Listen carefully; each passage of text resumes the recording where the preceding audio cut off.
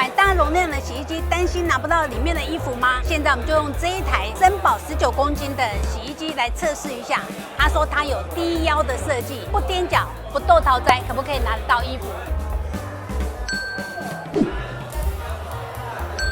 耶！真的是轻松就可以拿得到哦。这样的商品是你喜欢的吗？下方留言告诉我哦。